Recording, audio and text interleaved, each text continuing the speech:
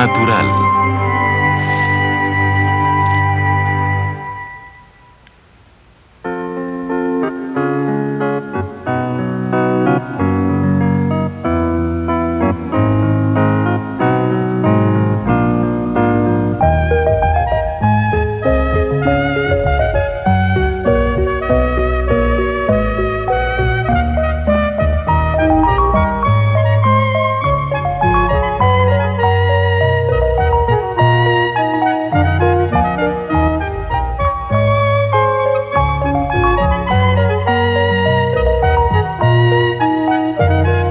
La guerra de las hojas.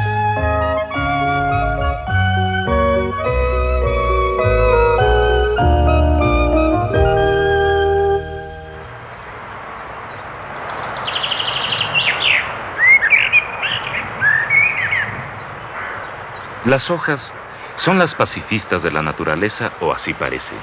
El forraje verde para el verdadero mundo de los animales, incluyéndonos, quienes las masticamos, cortamos y hacemos de ellas nidos y casas sin que opongan resistencia.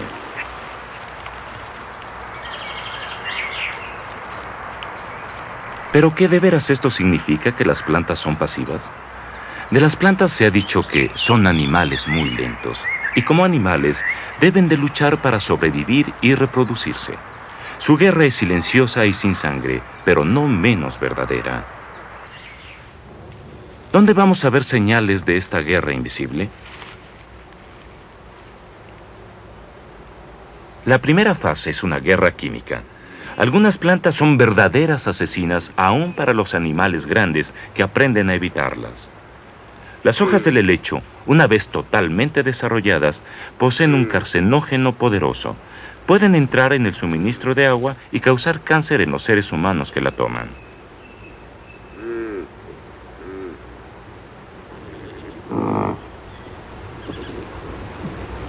El susón también puede causar serio daño al hígado entre los animales de granja. El síntoma más usual en el ganado es la muerte súbita.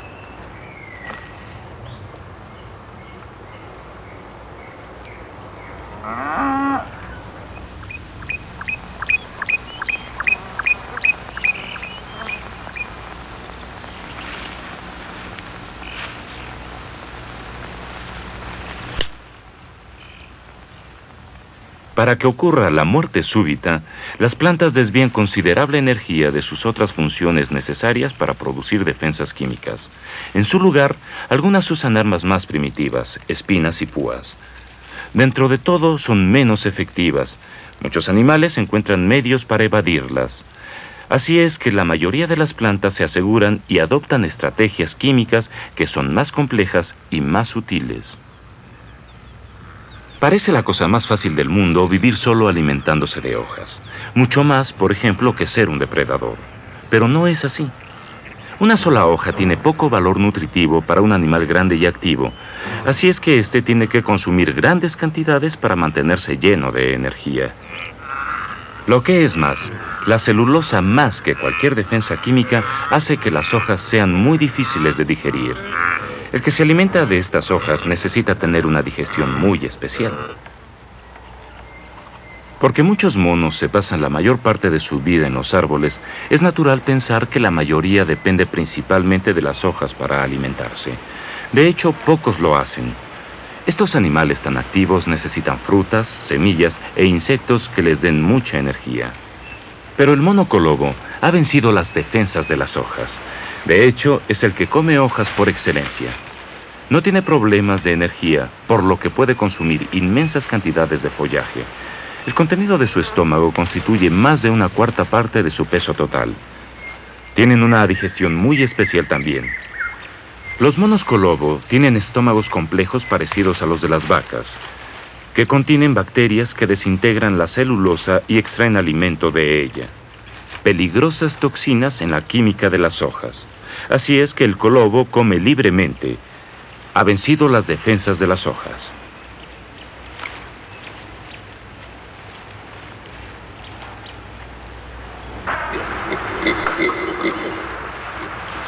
El mono aullador Tiene una digestión menos sofisticada que la del colobo.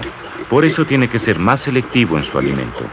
Tiene que escoger entre varias especies, entre las tiernas y viejas hojas, entre las soleadas y las de sombra, para obtener una dieta balanceada.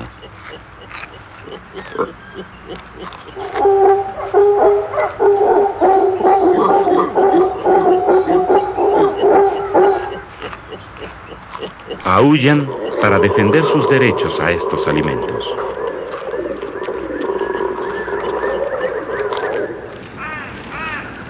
En Australia, el rumiante koala se alimenta exclusivamente de un muy poco amistoso y particular árbol, el eucalipto. No solo sus hojas están llenas de bacterias tóxicas, sino que también son duras y fibrosas. Pero el koala las vence, otra vez por medio de una digestión especial que selecciona las partes nutritivas. El koala se las arregla por su silenciosa y lenta manera de vivir. Solo un grado más que un perezoso. No necesita tanta energía.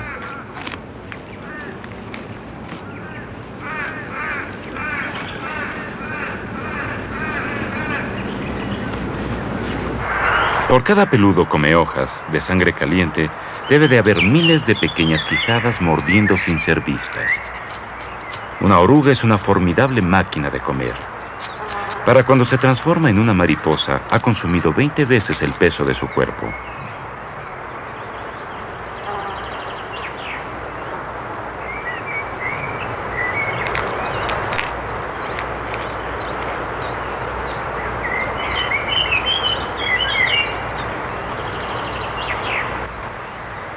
El roble es el rey en los bosques ingleses y un hábil maestro en la guerra química. Todos los años es atacado por un enjambre de insectos de casi 300 especies, más que a cualquier árbol inglés. Por miles de años han dependido de la existencia del roble. Así es que cada año, sin esperar a ser atacado, prepara sus defensas. Pero primero su ejército tiene que abastecerse para el ataque. La máxima prioridad es extender su bóveda para empezar la fotosíntesis. Y así las primeras hojas que produce están libres de químicos.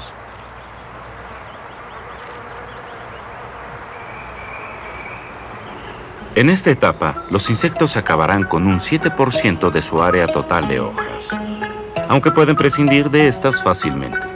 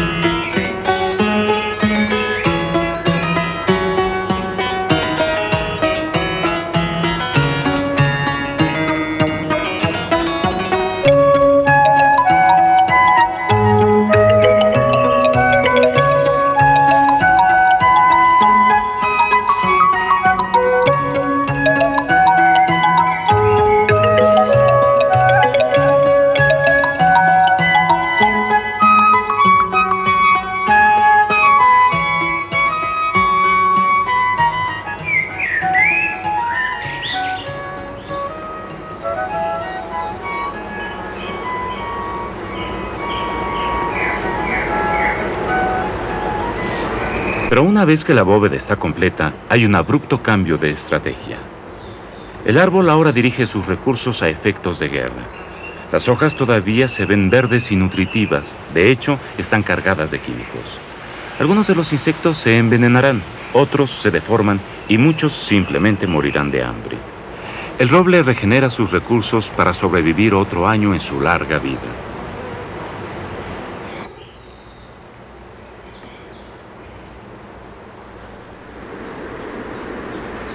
La guerra química entre las hojas e insectos es de muchísima importancia para las plantas. ¿Cómo puede ser entonces que algunas de ellas parecen no tener ninguna forma de defensa química? El espino, por ejemplo, acoge a todo aquel que llega.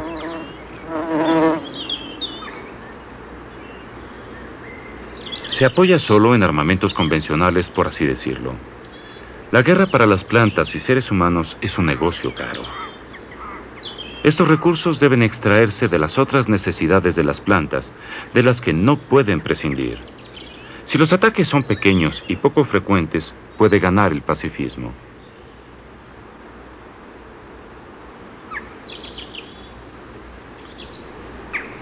Pero las orugas de cola café de la mariposa nocturna o polilla son propensas a repentinas explosiones de población. Avanzan como los ejércitos de Gengis Khan.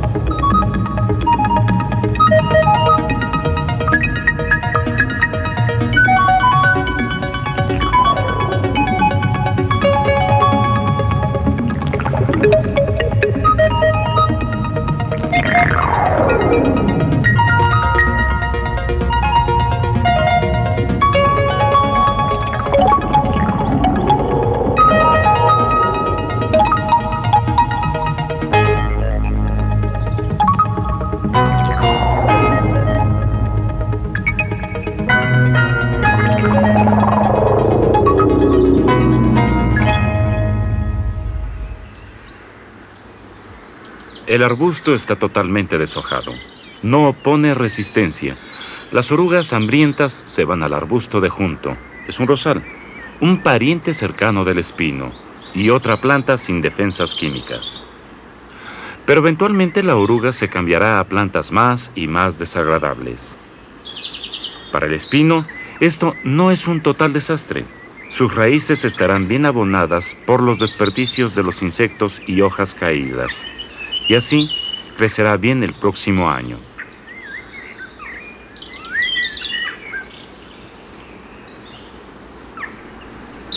Mientras tanto, varias orugas simplemente morirán.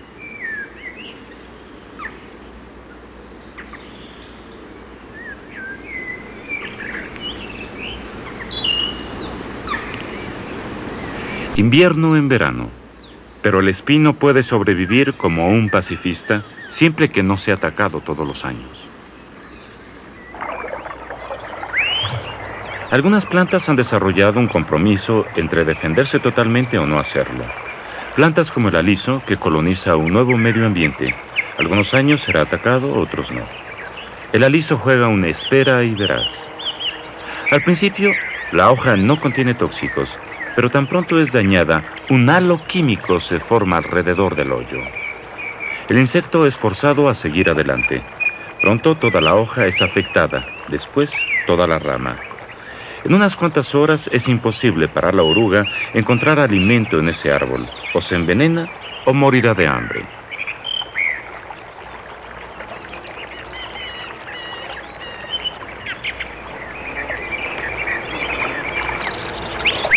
El aliso está dañado, pero todavía tiene bastantes hojas disponibles.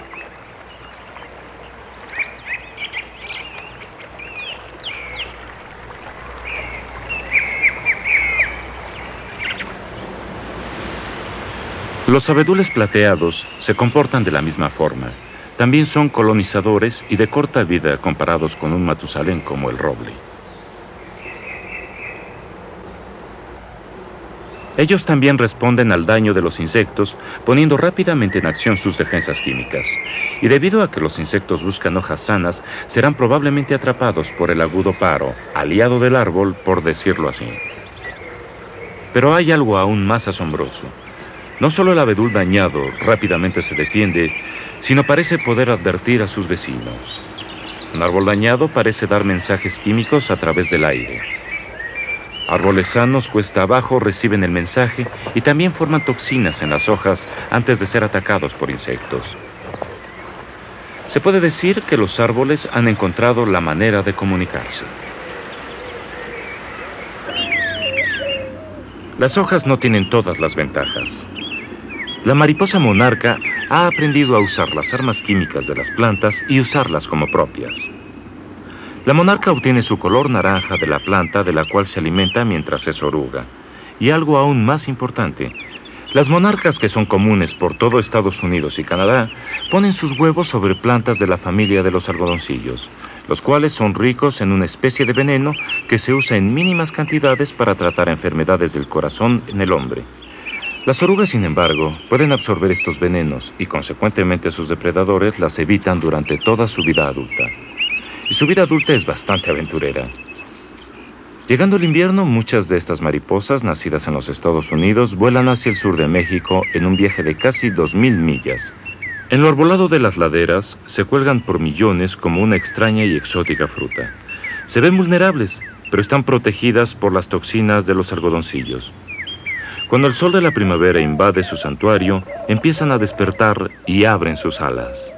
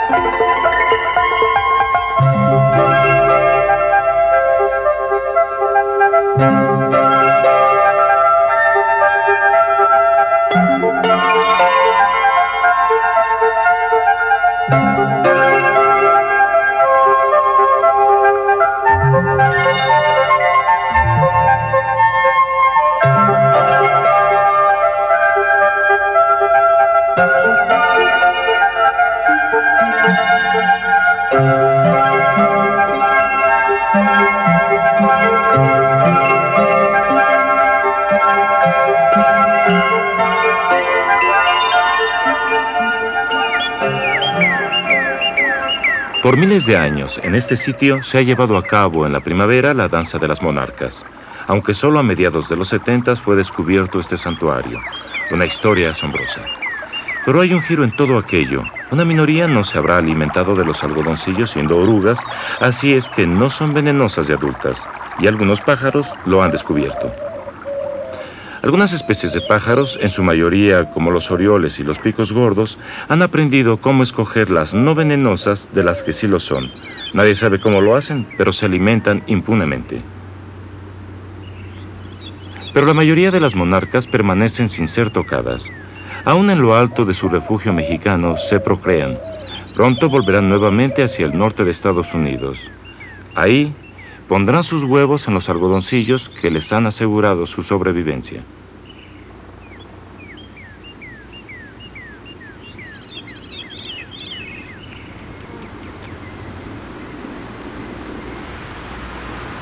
La guerra química es de suma importancia en la lucha de las hojas, pero esta también se lleva a cabo en otros frentes.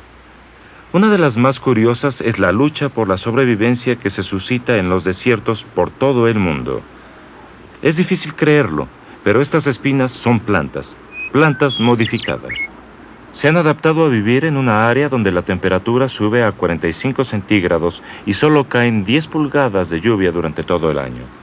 En Inglaterra podemos tener 10 pulgadas en un mes. Aquí una tórtola se posa para dar sombra a sus huevos, no para calentarlos. Cuando menos el 14% de la superficie terrestre está ocupada por desiertos. Las plantas han encontrado maneras asombrosas de vivir ahí. Un nopal tiene dos tipos de espinas, unas largas para defenderse y otras velludas para darle sombra. Cierto que el sol del desierto puede matar. Con temperaturas muy altas, hasta el nopal puede marchitarse y morir. Muchos cactus usan sus espinas para romper el aire y formar remolinos frescos para conservar así la humedad y, claro, para darse así sombra.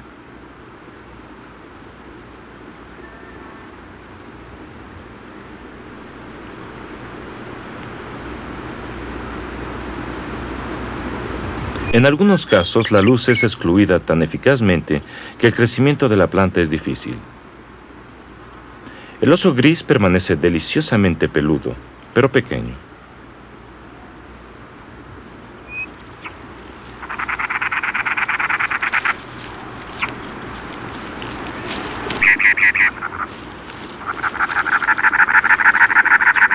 Pero claro, también es importante para las plantas del desierto el defenderse de los animales.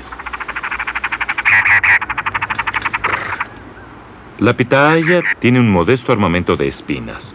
Su defensa es también el ácido oxálico, pero aún así la oruga de la mariposa cosaira se escurre hasta la punta.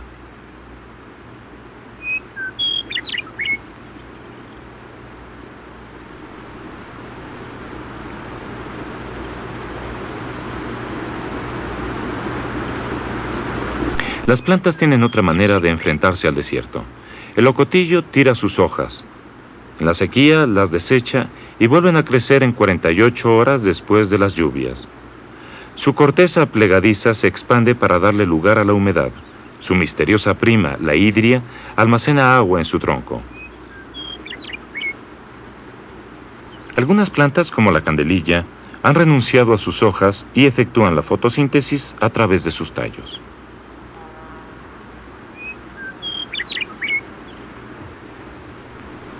Hay un arbusto que se comporta de forma similar, el palo verde, aunque también lleva a cabo su fotosíntesis a través de sus hojas. Durante la sequía las tira y vuelve a usar su verde corteza. El palo verde también es la niñera del gigante del desierto, el saguaro. Un saguaro pequeño no puede sobrevivir a los directos rayos del sol. El palo verde lo protege. Un saguaro adulto puede tener 200 años de edad y pesar hasta 10 toneladas. El 90% es agua almacenada. Cada pulgada toma de 5 a 10 años para crecer.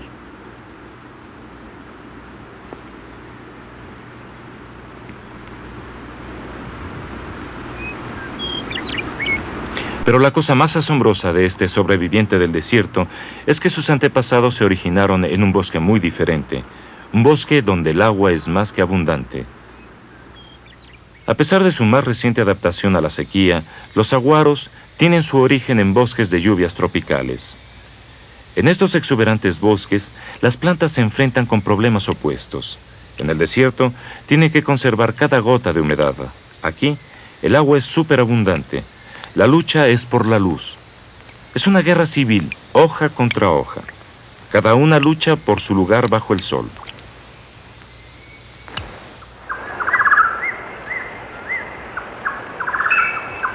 Esta bóveda de denso follaje en el bosque aísla la luz en la parte de abajo. Las lianas la buscan, trepando por los árboles. El brote de las hojas tiene que esperar hasta que éstas lleguen hasta arriba. Las bromelias empiezan en la punta, o a la mitad por lo menos. Usan el tronco de su anfitrión meramente como un medio para subir. No contribuyen en nada al bienestar del árbol, pero tampoco le quitan nada. Los árboles jóvenes tienen que detenerse hasta que una abertura en la bóveda aparezca. No hay oportunidad de crecer. Pero tan pronto como cae un árbol, una planta de semillero se esfuerza por tomar su lugar.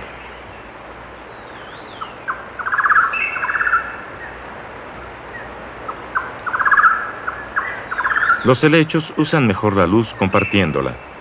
La luz se filtra a través de las hojillas para que las hojas de más abajo tengan también luz.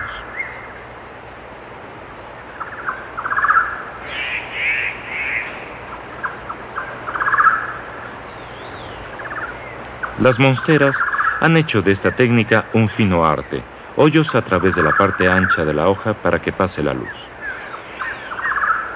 Pero esto es seguramente lo último en esta guerra civil, una planta que mata para sobrevivir. El higo estrangulador empieza como una semilla depositada en la corona de su anfitrión por un pájaro o un mono. Al principio sus raíces se sujetan de las ramas de su anfitrión y luego se extienden hacia el suelo. Ganando fuerza, el estrangulador forma una malla alrededor del árbol y poco a poco lo estruja hasta matarlo. Una boa constrictora vegetal. No todos los cuentos entre las hojas son tan sensacionales. En los bosques lluviosos los brotes generalmente tienen brillantes colores. Se cree que protegen a las tiernas hojas de los rayos ultravioletas cuando se extienden hacia el sol. O quizá atraen a los insectos al polen. Cualquiera que sea la razón, muchas de estas hojas son un derrame de color y textura, por lo menos tan hermosas como muchas flores.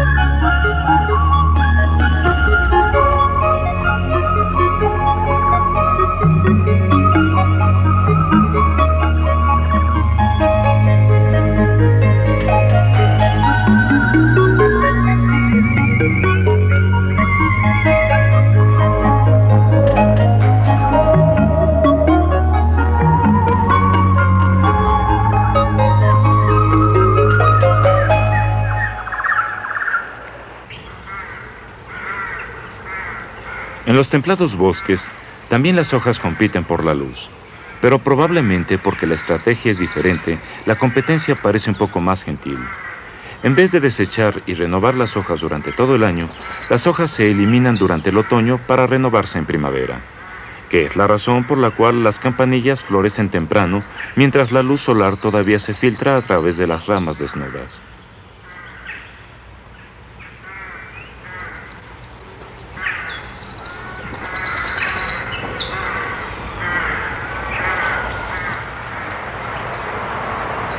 Pero una vez que aparecen estas nuevas y frescas hojas, las plantas las despliegan lo más hábilmente posible para aprovechar la luz. Ajustando su forma, tamaño y ángulo, el árbol constituye un elegante rompecabezas en tercera dimensión, garantizando que cada hoja tenga acceso al sol. Es esto lo que da a los bosques ingleses su atmósfera y forma tan especial.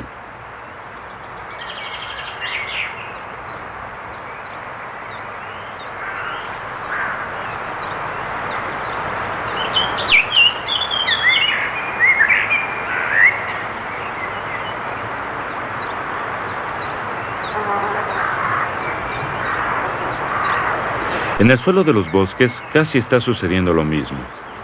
Cada planta individualmente ajusta cuidadosamente la forma y lugar de sus hojas. Las hojas tiernas son más pequeñas y, claro, las adultas son más grandes. La manera en que están desplegadas en la parte central del tallo y la delicadeza de sus formas son muy sutiles.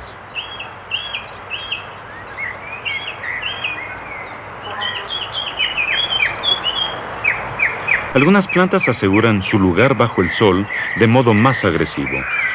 El rododendro fue traído por primera vez a este país en el siglo XVIII. Llegó a ser muy popular entre los expertos en jardinería y entre los insectos, como las abejas y moscas voladoras.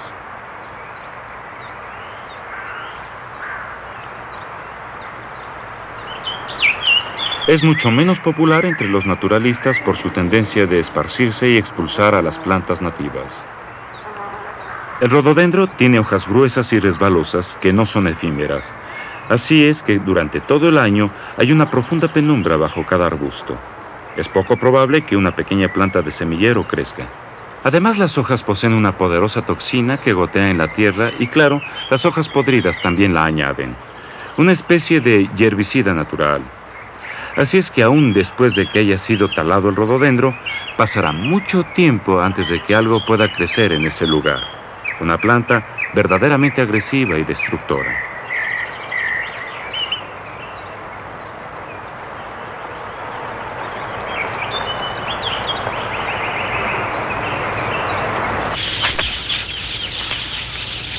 Estas hojas parecen estar totalmente a merced del pájaro tejedor mientras construye su nido. Las hojas, como hemos visto, libran una guerra química y usan armas convencionales como espinas y púas, la clase de estrategia que parece particularmente natural en las plantas.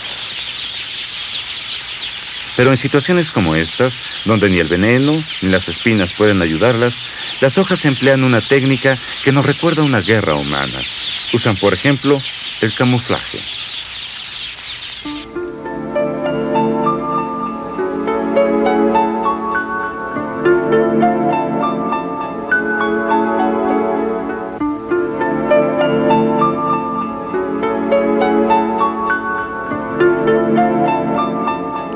Bueno, las hojas son usadas como camuflaje por diferentes especies de animales. Las hojas son de colores, verdes o marchitas, y algunos de estos animales pueden ser provechosos para la planta, alimentándose de criaturas que podrían dañarlas.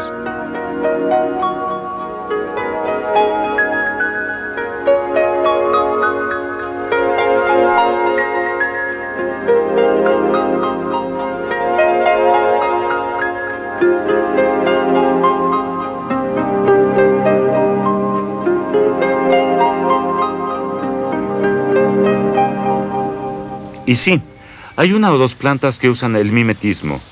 Las plantas guijarro, por ejemplo, piedras vivientes del desierto del sur de África. Cada planta solo tiene 2 suculentas hojas. Para esconderlas de sedientos animales, imitan los colores y patrones de los guijarros en donde crecen.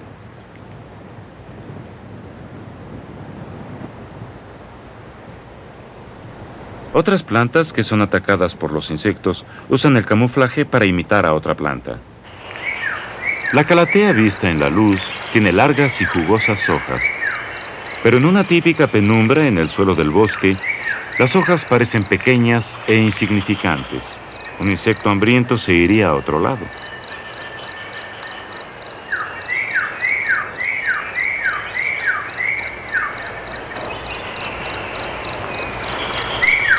Así hay una planta que casi realiza el último truco en desaparecer. La fuerte lluvia, los desechos caídos o animales en el pasto disparan una serie de cargas eléctricas en sus hojas y la planta cae. Con razón es llamada planta sensitiva. Técnicas como estas son rarezas en el reino de las plantas. Tal parecen experimentos que han sido probados y no continuados. Pero puede haber otras que todavía no conocemos.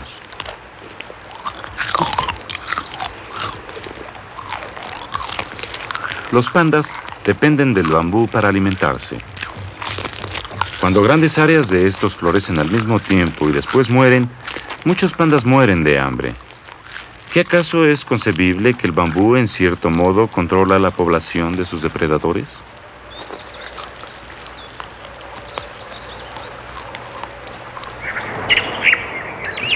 Pero ¿qué hay de las plantas que de veras podemos llamar agresivas? Los soldados romanos se castigaban ellos mismos con ortigas esperando que los piquetes les hicieran sentir calor. La ortiga, con certeza, necesita sus armas. Creciendo en tierra rica en fósforo y nitrógeno, las nutritivas hojas serían muy atractivas para los animales si no tuvieran defensas. Y sin embargo, las ortigas que están protegidas contra grandes animales son muy vulnerables a los insectos. En realidad, es el principal alimento de varias especies de larvas de mariposa, como la pavor real. Parece no afectarles los punzantes vellos. No es claro cómo obtienen su inmunidad, pero puede estar conectada con el aspecto especial de las defensas químicas de las ortigas.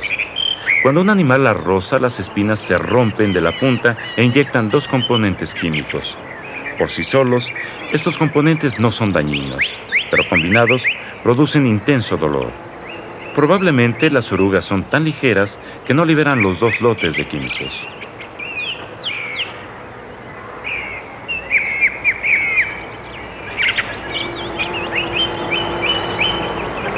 Muchos otros insectos también parecen ser inmunes a las ortigas.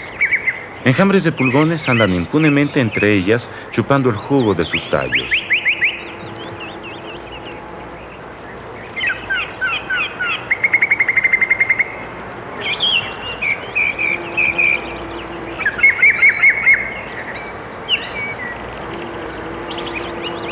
No obstante, la jungla de ortigas es un lugar aún peligroso. Tiene sus propios pequeños tigres que vagan por aquí, las depredadoras larvas de jardín. No es difícil para tan poderosos insectos el cazar a los lentos pulgones en el tallo velludo de la ortiga.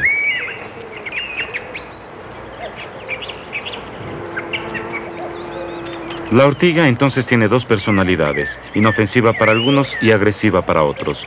Pero todavía nos falta conocer a las más agresivas de todas, las asesinas. Esta planta, aparentemente inofensiva, es una drosera y es una planta carnívora. En sus hojas tiene glándulas que la proveen con el equivalente de garras, dientes y estómago.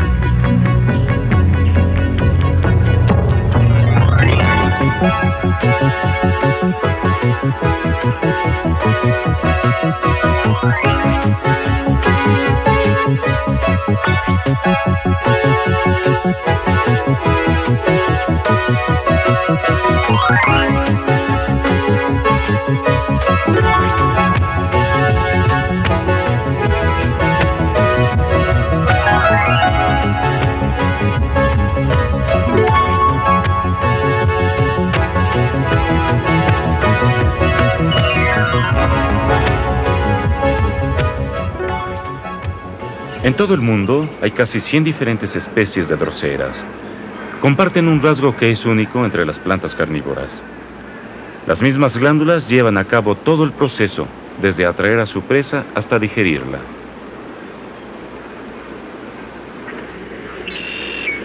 Las plantas que matan lo hacen para ocupar un medio ambiente, los pantanos en especial, donde otras no pueden sobrevivir porque son pobres en nutrientes que absorben de sus cautivos. Entre las más bellas de estas plantas carnívoras se encuentran las sarracenias. Otra vez la trampa son las hojas, pero su color, perfume y néctar las hacen parecer flores.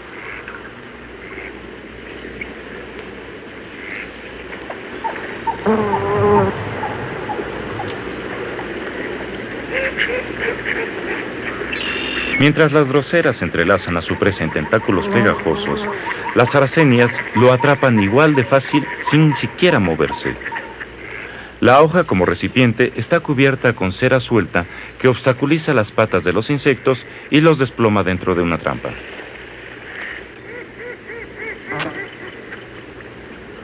Antiguos viajeros a Madagascar regresaron con historias de una planta que podía comerse a un hombre. Y esta es la nepenta. Una exageración, claro, pero la verdad es más que asombrosa. Los recipientes de las especies más grandes pueden sostener hasta 2 litros de líquido y se asegura que ha atrapado grandes ratas. Su fluido digestivo es comparable a los jugos gástricos con que cualquier mamífero depredador digiere su presa. Una planta desagradablemente cercana a ser un animal. Aún así, cada uno de estos planes letales se originan una vez más en las hojas de inocente apariencia. Empezando como un ordinario brote de hoja, gradualmente cambia durante su crecimiento. La punta de la hoja se tuerce y se ahueca hasta que se transforma en una especie de recipiente.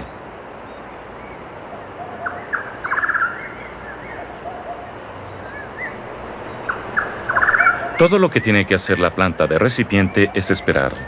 El saliente cuello es una segura percha, pero inmediatamente abajo hay muchas glándulas de néctar que hacen a esta área húmeda y resbalosa. El insecto es inducido a bajar para disfrutarlo. El recipiente se convierte en una sepultura de restos de insectos. Pero esta planta es la gran maravilla del mundo de los vegetales, la atrapa moscas. Es así como la describe un admirador del siglo XVIII. La atrapamoscas es muy selectiva. Sus trampas están hechas para atrapar solo la clase correcta de presas. Si los vellos sensitivos son correctamente disparados, la trampa se cierra con una asombrosa rapidez. Si no, el insecto quedará libre.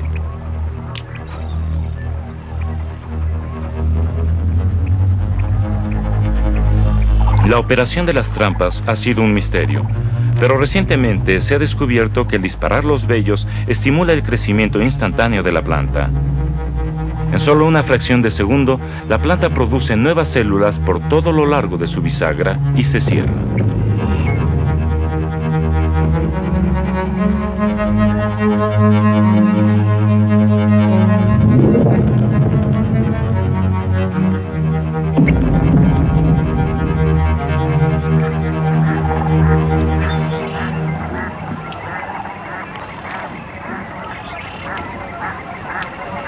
Las asombrosas adaptaciones de estas plantas carnívoras es uno de los resultados de la batalla por siglos entre hojas e insectos, en la cual no estuvimos presentes naturalmente. Pero todavía estamos a tiempo de ver la confrontación entre esta maravillosa planta, la pasionaria, y esta mariposa. Los helicondos son una familia de mariposas de brillantes colores que se encuentran en áreas tropicales del Nuevo Mundo. Mientras que las adultas toman el néctar de muchas clases de flores, sus orugas solo pueden alimentarse de las especies apropiadas de las enredaderas de la pasionaria. Las enredaderas de la pasionaria contienen toxinas, pero cada helicondo ha descifrado códigos de su especial planta de alimento. La hembra aletea sobre las enredaderas buscando la correcta. La reconoce por la forma de las hojas. ¿Es esta o es esta otra? Difícil decisión. Las enredaderas de las pasionarias han reaccionado disfrazando sus hojas en un increíble número de distintas formas. Cada una imita a alguna otra planta en el área que la oruga no podría comer.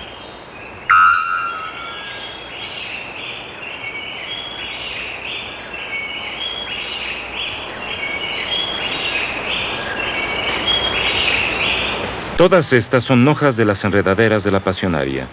¿Y quién podría creer que esta es la semilla de la planta adulta? Pero con el tiempo, claro, las mariposas descifran este código también. Así es que el próximo paso de la batalla envuelve la guerra psicológica. Está basada en los hábitos al poner sus huevos.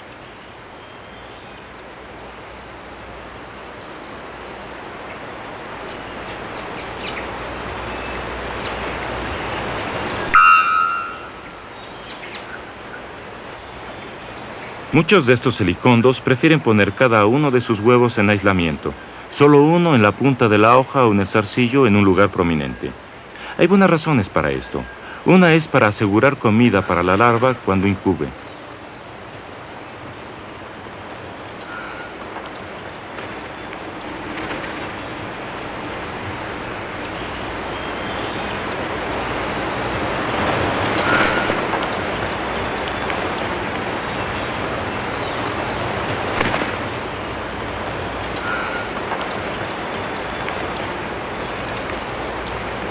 Pero hay otra razón por la que las mariposas ponen sus huevos aisladamente, que es todavía más importante. Las larvas que emergen son carnívoras. Una de estas atractivas orugas no tendrá ningún remordimiento en agregar a su menú un rival potencial.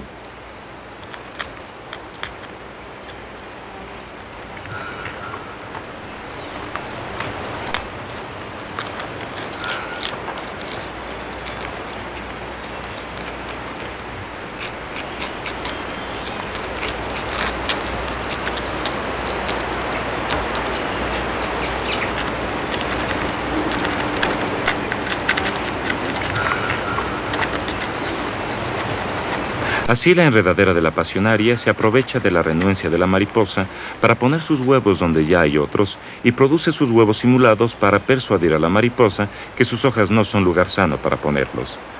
Estos son huevos simulados. Este es verdadero.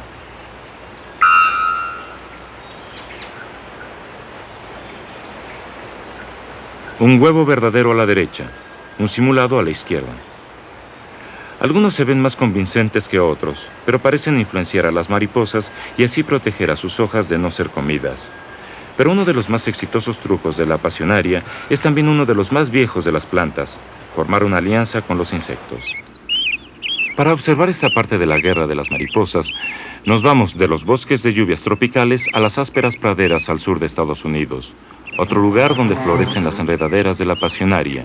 Aquí, los enemigos no son los helicondos, pero sí otras mariposas e insectos comehojas.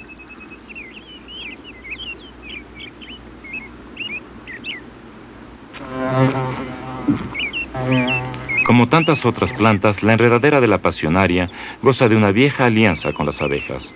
La flor tiene que ser polinizada en unas cuantas horas. Estará muerta al final del día.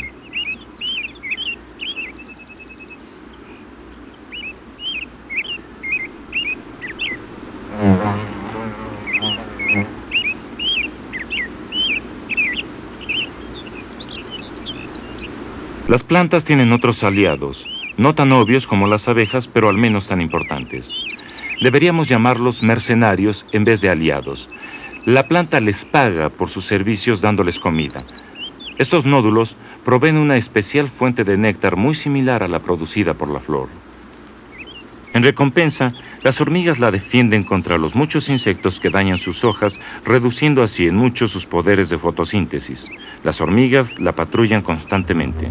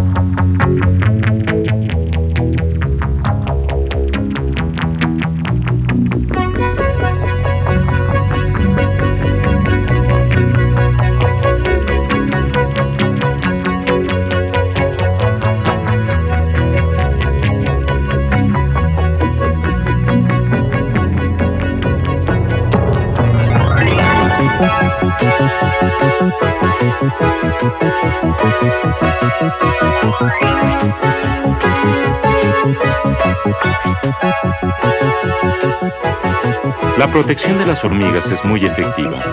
Las plantas que no son protegidas sufren serios daños en sus hojas y producen menos frutos que las que están custodiadas por ellas.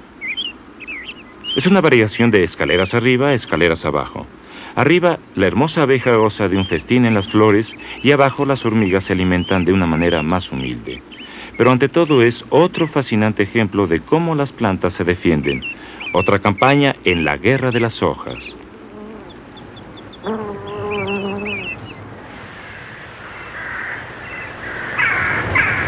Pero cuando llega el otoño, las hojas se vuelven doradas y caen. Confiamos que brotarán otra vez cuando regrese la primavera, pero también confiamos en ellas en otra manera. Solo las hojas pueden convertir la energía del sol en alimento y proveernos de oxígeno. Las quemamos, comemos y las destruimos, pero sin el poder de las hojas, toda la vida en la tierra terminaría.